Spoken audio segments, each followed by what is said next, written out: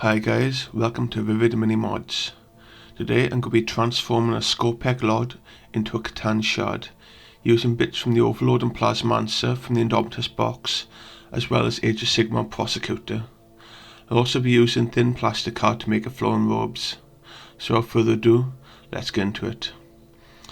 I started by already removing the Lord from its base bits, as he would be levitating, similar to the Catan Nightbringer model. I trimmed off the front piece. This will get in the way when sculpting the robes. Onto the head. I wanted to make the mouth open like the Nightbringer model, giving it a look as though it is deathly screaming. To do this, I carefully snipped away at the lower jaw, cleaning it up with a hobby knife.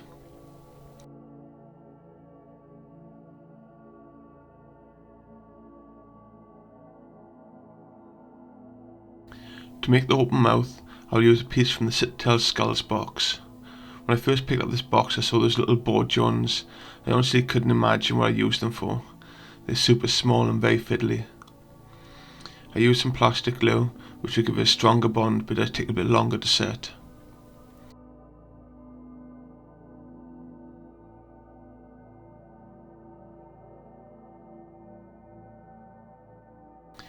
Next, I began setting up the base and flight rods to give them some height. The Catan stands high above what the Skorpekh Lord does, so we need a height boost. But this will be hidden by the robes, so you can use anything to raise up, even a piece of old spur if you want to.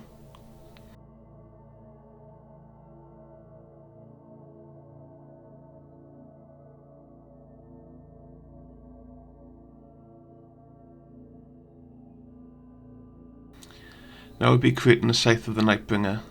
For this I will use the hyperphase glaive from the Overlord. I start by separating the head from the glaive, and by trimming the blade off the Skorpekh Lord's hyperphase harvester. This will give the scythe more length.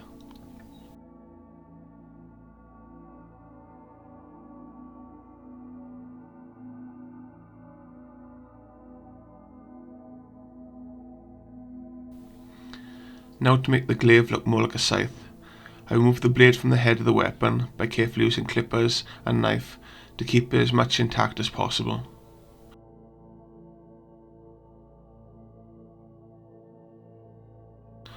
With everything separate, I begin constructing the weapon. I add the head of the glaive into the top of the harvester, and the blade is glued on an angle to make it look more like a scythe.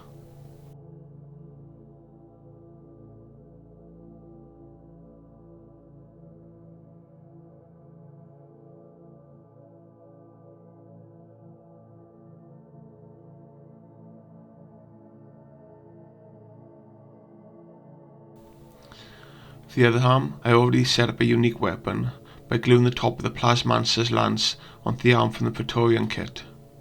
After disassembling the enigmatic annihilator from the arm which I attached the unique weapon to the rest of the mini.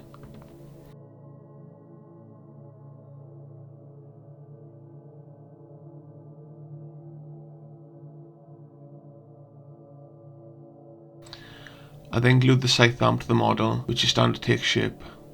The only problem is that the scythe still seems a little short, so taking the bottom half of the Overlord's glaive, I began to attach it to the scythe.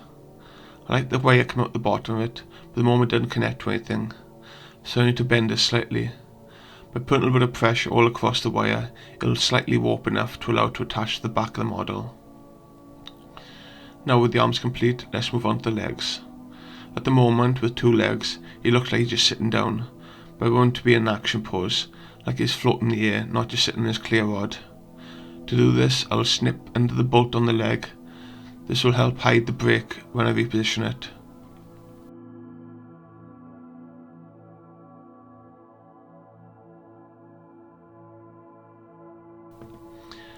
Next, I will take the wings from AOS Prosecutors and attach them to the back. This will not only make the Catan look unique and less like a Skorpekh Lord, but also give it more board presence. I think these wings look really cool. The long spikes eventually fit well with the smooth lines of the Necron chassis. To fit the wings, I place them between the shoulder pad and the spine, which gives you just enough space to glue it snugly. With the body complete, I now begin creating the robes that will flow from the waist of the model. This will hide the flight rod and make the mini resemble the Nightbringer. It also gave me a chance to show off how to make some cloth from plasticard. To start with, I lit a candle off screen. This will allow the plasticard to heat up and bend. You have to be really careful when doing this. The plasticard can get very hot and melt and even catch fire if you bring it too close to the flame. Always test a good distance before bringing it close to the heat. Here you can see I use a sculpting tool to bend the plastic. Also, when holding near the flame I use some pliers, as even that can burn a bit. After shaping a bit, I begin trimming it to size and making a few bends so it fits perfectly. I will divide the robe into 3 sections, which will make it easier to sculpt it, and then hide the joints with some milliput. I like the effect you can get from melting plasticard, which makes ripples look like cloth. As well as that, once it cools down, it will become hard as it was before. I chose this method because making something so large will need the toughness. If I use milliput for the whole robe, it would have been too soft as it dried, causing it to look flat. Another alternative is to use glue and kitchen roll, but I have found when painting it loses rigidity and bends slightly.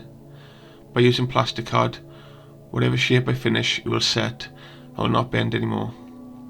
It'd be interesting to see some other people use this method to make some interesting capes or robes for other models, or go as far as make flaying flesh or ghostly trails like the Age of Sigmar night haunts. Now to fill in the gaps and make some straps for the robe to go around the leg. I use a sheet of parchment paper, wet a little, and use it to press milliput into thin pieces. The wet parchment paper will hopefully prevent the milliput from sticking it to it too much. After cutting it to size, I begin covering up the gaps, pushing into place with a sculpting tool. I also use a bit of tissue paper to prevent it becoming too wet and breaking apart. Next, I use a thin piece to go over the legs. This makes the robe look like they're attached to the mini and not just floating underneath.